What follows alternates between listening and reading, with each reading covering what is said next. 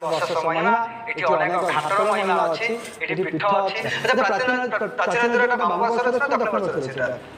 ପ୍ରାଚୀର ଭୂଗର୍ଭ ଏଇଟା ମାନେ ମଧ୍ୟମ ପ୍ରାଚୀର ଦକ୍ଷିଣ ମାନେ ବାମ ପଟେ ଡାହାଣ ପଟେ ପ୍ରାଚୀ ଆମର ଥିଲେ ଯୋଉ ଅର୍କତୀର୍ଥ ମଠ କଥା କହିଲେ ଉତ୍ତର ମା ହେଇଥିଲେ। ପ୍ରାଚୀ ଯୋଉଠି ଉତ୍ତର ମା ହେଇଛି ସେଠି ଗୋଟେ ପ୍ରମୁଖ ତୀର୍ଥ।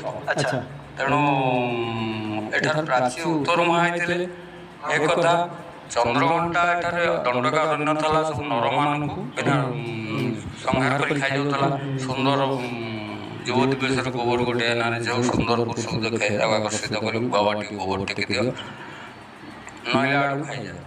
ମହାପ୍ରଭୁ ଏଠାରେ ଅତି ସୁନ୍ଦର ବେଶରେ ଅର୍କତୀର୍ଥ ଯେଉଁ ମଠ ସେଠାରେ ଓହ୍ଲାଇଥିଲେ ଚନ୍ଦ୍ରଘଣ୍ଟାକୁ ସେଥିରୁ ନରବଧରୁ ଶାନ୍ତ କରିବା ପାଇଁ।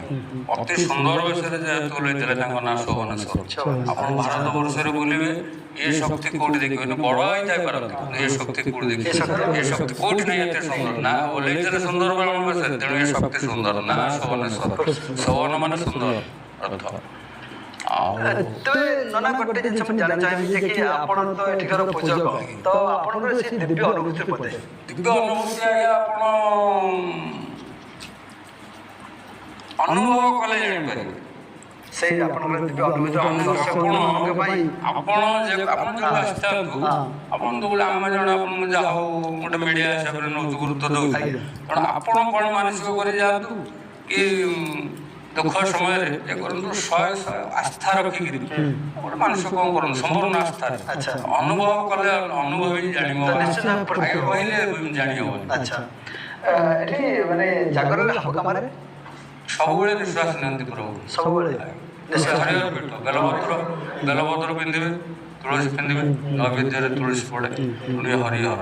ଯେଉଁ ଲିଙ୍ଗ ରହିବା ଜାଗାରେ ହିରଣ୍ୟ ଗର୍ଭ ପାତାଳ ଫୁଟା, ତେଣୁ ଯାହା ଦେହ ଓଡ଼ିଶାରେ ଯେତେ କ୍ଷୀର ହେଉଛି ସବୁ ଯିବ ମହାପ୍ରଭୁ ପିନ୍ଧିବେ। ଆଚ୍ଛା ଆଚ୍ଛା, ତେଣୁ ଆମର ହିରଣ୍ୟ ଗର୍ଭ ଶିବ ବିଷ୍ଣୁ ଜାଣି ପାୱାର ହରିହର ମହାପ୍ରଭୁ। ମାଳିକାରେ କ'ଣ ଲେଖା ଅଛି ପୀଠ ବିଷୟରେ? ମାଳିକାରେ କ'ଣ ଅଛି ଆଜ୍ଞା, ପୌରାଣିକ କିମ୍ବଦନ୍ତୀ କ'ଣ କହୁଛି? ପୌରାଣିକ କିମ୍ବଦନ୍ତୀ ଯାହା ଥାଉ, ଆମର ନଖରାରୁ ଅସ୍ତରଙ୍ଗ ଯେତେ ମହାତ୍ମ ରହିଲେ ଆପଣଙ୍କର ମାନେ ନଖରାରୁ ଅସ୍ତରଙ୍ଗ ଯେତେ ସବୁ ଆପଣଙ୍କର ମହାଭାରତ ବିଷୟରେ ଜ୍ଞାନ ଥିବ। ରାଜାଙ୍କ ସମୟରେ କେତେ ଗୁଡ଼ାଏ ରାଜାଙ୍କ ଭିତରେ ଜଣେ ସମ୍ରାଟ ଥାଏ, ସବୁ ରାଜା ସମ୍ରାଟ।